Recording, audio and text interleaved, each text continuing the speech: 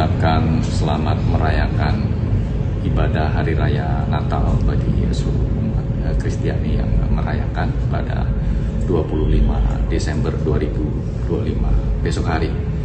Nah, terkait dengan perayaan Hari Natal tahun ini, KPK juga memberikan fasilitas untuk pelaksanaan ibadah Natal bagi para tahanan di rutan KPK Gedung Merah Putih. Ibadah Natal akan dilaksanakan pada esok hari pada pukul 14 dan dilakukan di ruang tatap muka yang bertempat di area rutan Gedung KPK Merah Putih. Sebelumnya, KPK juga akan membuka layanan bagi para keluarga, kerabat, ataupun pengunjung lainnya untuk bisa berkunjung ke rutan KPK menemui para tahanan. Dijadwalkan kunjungan berlangsung pada pukul 10 hingga pukul 13 siang. Nah, dalam peringatan atau perayaan Hari Raya Natal tahun ini, KPK juga memastikan agar pelaksanaan ibadah juga berjalan dengan tertib sesuai dengan aturan-aturan yang berlaku dalam pengelolaan di rutan KPK.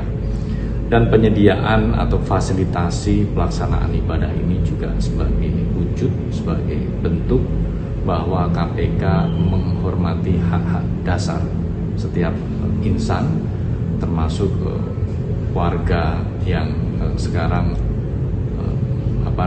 menjadi tahanan di rutan KPK, karena itu menjadi hak-hak dasar sebagai seorang insan beragama. Mas, berapa banyak warga binaan atau tahanan KPK yang akan mengikuti ibadah Natal? Saat ini tercatat ada 12 tahanan yang akan melaksanakan ibadah Natal pada esok hari, baik nanti yang dari rutan C1 maupun di rutan Gedung Merah Putih nanti akan bersama-sama melaksanakan ibadah Hari Raya Natal di rutan Gedung KPK Merah Putih. Makasih, Mas. Ada nggak sih batasan dari pihak keluarga atau kunjungannya? Ya, itu tentu sudah ada tata tertibnya, karena setiap pengunjung itu kan sudah tercatat siapa saja yang boleh mengunjungi, pihak keluarga, kerabat, ataupun yang lainnya. Karena tentu tetap harus ada izinnya ya dari penyidik ataupun dari penuntut. Tanggapannya, Mas? Ya, baik.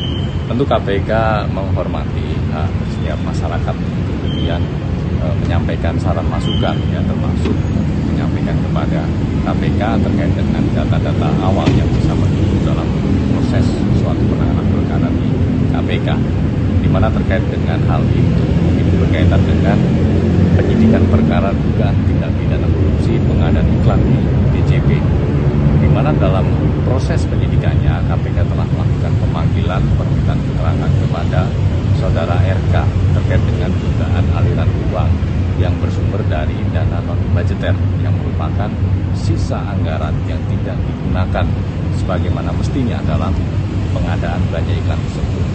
KPK tidak berhenti di Pak RK saja, KPK melakukan follow the money. Ada dugaan bahwa aliran uang tersebut tidak berhenti di Pak RK saja. Nah, ini kemudian ditelusuri apakah uang-uang itu kemudian untuk pembelian aset atau dialirkan kepada pihak-pihak lainnya. Ini yang menjadi basis teman-teman penyidik melakukan penelusuran, pelacakan kemana saja aliran uang ini, untuk apa, untuk siapa, ya, ini terus didalami. Yang pertama, KPK masih akan terus mempelajari terkait dengan dugaan aliran uang dari Pak RK ini kemana saja, untuk apa saja, karena memang dalam lanjutan perkara penyidikan dugaan tindak pidana korupsi terkait dengan pengadaan iklan di BJP, KPK sudah melakukan pemeriksaan terhadap Pak RK, di mana dalam pemeriksaan tersebut penyidik mengkonfirmasi terkait dengan aset-aset dan juga penghasilan yang diperoleh oleh Pak RK, ya, karena dalam tempus perkara tersebut Pak RK dalam kapasitas sebagai Gubernur Jawa Barat, ya, ditanya terkait dengan penghasilan resmi sebagai gubernur, kemudian apakah ada penghasilan lainnya, juga kaitannya dengan aset-aset yang dimiliki, termasuk aset-aset yang sudah dilaporkan di LHKPN dan dugaan aset-aset lain yang belum disampaikan di dalam laporan harta kekayaan sebagai seorang penyelenggara negara. Nah, terkait dengan aliran uang, KPK menduga dari uang-uang yang bersumber dari dana non-budgeter, di mana anggaran yang tidak digunakan sebagaimana mestinya untuk pengadaan belanja iklan tersebut, yaitu sejumlah 222 miliar dari total nilai proyek 409 atau lebih dari 50% anggaran belanja iklan ini digunakan untuk dana non-budgeter. Ini masih terus dilakukan penelusuran termasuk kepada Pak RK, ya, sehingga dalam progresnya tidak hanya Pak RK tidak hanya berhenti di sini saja, tapi kemudian penyidik juga mendalami kepada pihak-pihak lain yang diduga ada kaitannya terkait dengan aliran dari Pak RK, termasuk soal pembelian aset, kemudian dugaan aliran-aliran lainnya. Ini masih akan terus ditelusuri.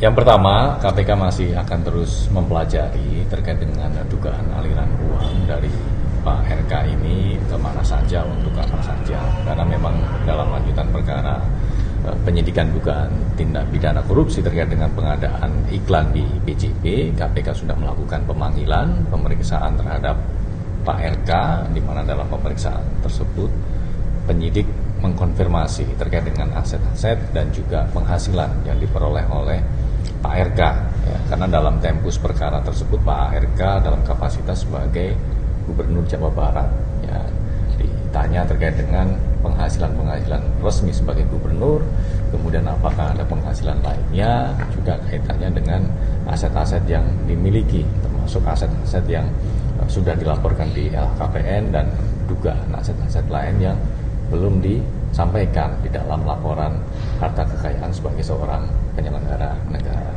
Nah, terkait dengan aliran uang, KPK menduga dari uang-uang yang bersumber dari dana non-budgeter, di mana anggaran yang tidak digunakan sebagaimana mestinya untuk pengadaan belanja iklan tersebut, yaitu sejumlah 222 miliar dari total nilai proyek 409 atau lebih dari 50% anggaran belanja iklan ini digunakan untuk dana non-budgeter.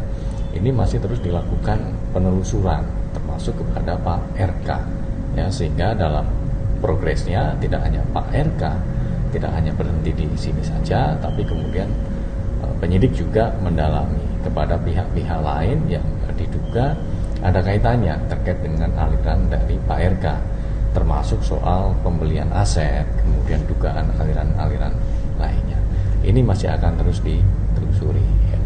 Termasuk akan informasinya kan aliran kepada salah satu yang diduga dia mendapatkan aliran AK ini mendapat tiap bulan dari RK, itu gimana tanggapannya? Ya. Informasi dari masyarakat seperti ini tentu ini menjadi pengayaan bagi penyidik dan ini penting. Nanti kami akan cek validitas dari informasi tersebut. Dan jika masyarakat memiliki data ataupun informasi awal yang valid, silakan bisa disampaikan kepada kami. Nanti kami akan cek dan tentunya nanti bisa dilakukan konfirmasi kepada pihak-pihak yang bisa menjelaskan terkait dengan informasi tersebut. Mas, sejauh mana pendalaman terhadap aset yang tidak dilaporkan di LHKPN, Mas? Apakah itu berupa aset bergerak atau tidak bergerak? Ya. Ada sejumlah aset, diantaranya aset-aset tidak bergerak yang berada di sejumlah lokasi dan itu juga sudah terdeteksi oleh penyidik KPK. Nah, tentu ini juga menjadi catatan bagi kami bagaimana Pak RK ini juga bisa mendapatkan aset-aset tersebut dalam kapasitas di tempus perkara, yaitu yang bersangkutan sebagai Gubernur Jawa Barat. Salah satunya apakah aset itu berbentuk kedai kopi, Mas, yang baru dirilis Mas Pak? Ya, diantaranya ada beberapa tempat-tempat usaha begitu ya yang dimiliki oleh Pak RK. Itu juga menjadi salah satu materi yang didalami ya, meskipun dalam pemeriksaan itu juga ditanyakan ya secara umum terkait dengan aset-aset yang dimiliki oleh Pak RK gitu kan, dan dalam pemeriksaan itu Pak RK juga sudah menyampaikan ya aset-aset yang dimilikinya. Apa yang didalami?